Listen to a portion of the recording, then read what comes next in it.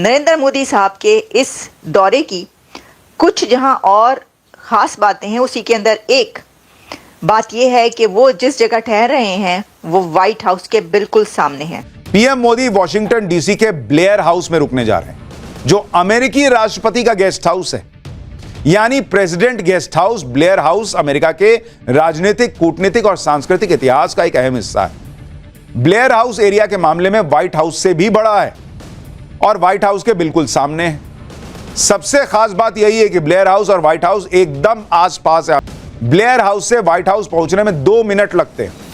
America के नवनिर्वाचित राष्ट्रपति व्हाइट हाउस में शिफ्ट होने से पहले ब्लेयर हाउस में ही रहते हैं। लीडर वो होता है जो बाकियों को साथ लेकर चलता है। लीडर वो होता है जो बाकियों का एहसास करता है। लीडर वो होता है जिसके अंदर ये खूबी होती है कि वो पूरी दुनिया के लिए एक मिसाली गुफ्तगू करता है। चाइना जो है वो ये सोच रहा है और ये समझ रहा है, उसने अपनी मीडिया आउटलेट्स पर ये बात भी जो है वो कहनी शुरू कर दी है कि जो मोदी का ये ट्रिप है ये चाइना के और यूएस के रिलेशंस को बड़ा ख़राब कर देगा और ये चाइना और यूएस के जो पहले ही इतने ख़राब रिलेशंस हैं ये और भी गए। पीएम मोदी का कोई भी फॉरेन ट्रिप होता है ना, तो उसको पूरी दुनिया के लिए वो मरकज़ निगाह बना हुआ होता है। जहाँ पे भी जाता है उसकी रीज़न ये होती है कि नरेंद्र मोदी का कोई भी फॉरेन ट्रिप जो होता है ना, वो एक लॉन्ग लास्टिंग होमवर्क के बाद वो ट्रिप जो है वो शेड्यूल किया जाता है और उस विजिट को कंडक्ट किया जाता है। ठीक है। हमारी तरह ये नहीं होता कि सुबह मुँह चुक्या थे दुबई चो मुँह चुक्या थे ओमान चो मुँह चुक्या थे लंदन चो होंदे थे वापस फिर पाकिस्तान। दोस्तों, मोदी जी तो आज छाए हुए हैं पूरी दुनिया के अंदर और सबसे बड़ी बात यह है कि ये जिस देश में जा रहे हैं वो देश भारत के कदमों में गिरता जा रहा है। आप देख लीजिए, फ्रांस है, उधर रशिया भी लगा हुआ है, उधर जर्मनी है, इटली है, अब अमेरिका भी पूरी तैयारी कर चुका है। आप सोचिए, प्रेसिडेंशियल हाउस के अंदर रखना कितनी बड़ी बात है। जो सिर्फ प्रेसिडेंट्स का गेस्ट हाउस है अमेरिका के, उसके अंदर मोदी जी के लिए स्टे के लिए काम किया गया है। और ये सब इसीलिए है क्योंकि सारी दुनिया जानती है कि आज भारत के साथ हमारे संबंध अच्छे होने चाहिए। दोस्तों, ये चीज़ आप सोचिए, कभी 10 साल पहले कभी था कुछ? भारत को कोई पूछता नहीं था। आज दुनिया नजरें बिगड़ाए बैठी है कि भारतीय प्राइम मिनिस्टर कब हमारे देश में आएगा, तो उसकी तैयारियां वो महीनों पहले शुरू कर देते हैं। ये है कमाल मोदी जी का। और आज भारत का जलवा है पूरी दुनिया के अंदर, भारतीय छाए हुए हैं। इसलिए आज दुनिया भारत को सब कुछ देने को तैयार है, सिर्फ भारत के साथ के लिए। कमेंट्स कीजिएगा, वीडियो को लाइक और चैनल को सब्सक्राइब जरूर कीजिएगा। नरेंद्र मोदी साहब की विजिट की डिटेल ये है कि मोदी साहब ब्लेयर हाउस में स्टे कर रहे हैं। ब्लेयर हाउस एक बहुत ही ब्यूटीफुल प्रेसिडेंशियल गेस्ट हाउस है। व्हाइट हाउस का प्रेसिडेंशियल गेस्ट हाउस आप कह सकते हैं कि यूनाइटेड स्टेट्स का ऑफिशियल, डीसी में जो ऑफिशियल प्रेसिडेंशियल गेस्ट हाउस है वो ब्लेयर हाउस है। और वहाँ पर एक बहुत स्पेशल जो डिग्निटरीज होते हैं उनको ठहराया जाता है, जिसमें हेड ऑफ द स्टेट्स भी शामिल हैं। और प्रेसिडेंट ट्रंप जो कि वाइट हाउस में मुलाकात करेंगे नरेंद्र मोदी के साथ, लेकिन मोदी साहब स्टे कर रहे हैं उस ब्लेयर हाउस में जो कि अक्रॉस द स्ट्रीट है, बिल्कुल वाइट हाउस के सामने सड़क पर ब्लेयर हाउस मौजूद है। तो ये एक बड़ी बात है और इसमें आप ये समझें कि मोदी साहब को उन्होंने ठहराया है एक ऐसी जगह पर कि जो बिल्कुल वाइट हाउस के सामने है।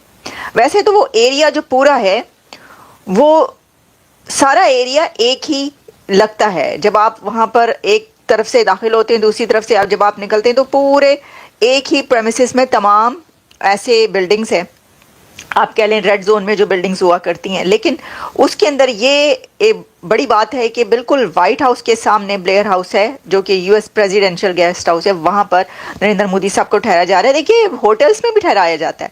ये इसलिए बड़ी ख़ास बात है कि जो हेड ऑफ द स्टेट्स आते हैं, जो प्राइम मिनिस्टर्स आते हैं या जो प्रेसिडेंट्स आते हैं, ऐसा भी होता है यहाँ पर कि उनको होटल्स में ठहरा दिया जाए। दूर हैं होटल्स वहाँ से या इस तरह की और जगहों पर, लेकिन जो वाइट हाउस के बिल्कुल सामने गेस्ट हाउस है प्रेसिडेंशियल, वहाँ पे भी ठहरा जाता पीएम मोदी का कोई भी फॉरेन ट्रिप होता है ना तो उसको पूरी दुनिया के लिए वो मरकज़ निगाह बना हुआ होता है। जहाँ पे भी जाता है उसकी रीज़न ये होती है कि नरेंद्र मोदी का कोई भी फॉरेन ट्रिप जो होता है ना वो एक लॉन्ग लास्टिंग होमवर्क के बाद वो ट्रिप जो है वो शेड्यूल किया जाता है और उस विजिट को कंडक्ट किया जाता है। हमारी तरह ये नहीं होता कि सुबह मुँह चुक्या थे दुबई चो मुँह चुक्या थे ओमान चो मुँह चुक्या थे लंदन चो होंदे थे वापस फिर पाकिस्तान होया कि ते कहंदे ना मुंडा ते ना कुड़ी ते ना मुंडा ते है कि सी जी साडा जेड़ा है ना वो पर्सनल विजिट सी जी पीएम साहब दा या सीएम साहब दा या प्रेसिडेंट साहब दा। अब साडे हुन प्रेसिडेंट साहब इसी बात पे शुरू, हमारे प्रेसिडेंट साहब गए थे चाइना।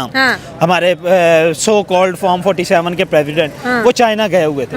अब क्या करने गए हैं चाइना, क्या लेके आए हैं, क्या दे के आए हैं, असि पाकिस्तानी अवाम बिल्कुल ब्लाइंड। ना मिनिस्ट्री ऑफ फॉरेन अफेयर ने कोई अपना मिनट्स ऑफ मीटिंग जारी किए हैं, ना उन्होंने कुछ ऐसा कोई ब्लू बुक जारी किया कि जिसमें हो के हमने इस मुद्दे पे या टॉपिक वर अंडर डिस्कशन व डेट कोई नहीं है। मोदी साहब ने बोला है कि भाई हमने 1 लाख सिपाही फ्रांस को बचाने के लिए वर्ल्ड वॉर 1 में भेजे और आप ये देखें कि 10,000 उनमें से घर नहीं जा पाए। आज इंडिया ने फ्रांस को अपने एहसानों के नीचे दबा दिया, ये होती है स्ट्रैटेजी। देखें, हाँ बिल्कुल यही ना, देखें ये डिप्लोमेसी है ना, जिसे आप लोग उर्फ़े आम में सक्सेसफुल डिप्लोमेसी कह सकते हैं कि ये आप ये कह लें कि वर्ल्ड वॉर स्टार्ट हुई थी 1914 से 1918 में वो एंड हो गई थी।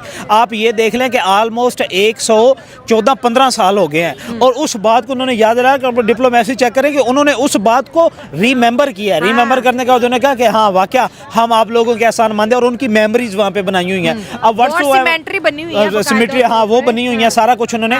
और दूसरी बात ये कि आप सबसे बड़ा एलिमेंट ये देखें नरेंद्र मोदी के विजिट का कि मेरे ख्याल में एशिया का ये पहला प्राइम मिनिस्टर होगा साउथ एशिया का जो किसी आप ये कह लें कि यूरोपीय ममालिक में गया और इसी इतने डेवलप कंट्री में गया और उसका हेड ऑफ द स्टेट उनको रिसीव करने आया, ड्रॉप भी करने गए, रिसीव करने आया। फिर उनके साथ बायलैटरल उनकी एग्रीमेंट्स के आप उन्होंने डिफेंस पे बात की, उन्होंने ट्रेड पे बात की, उन्होंने फॉरेन इन्वेस्टमेंट पे बात की।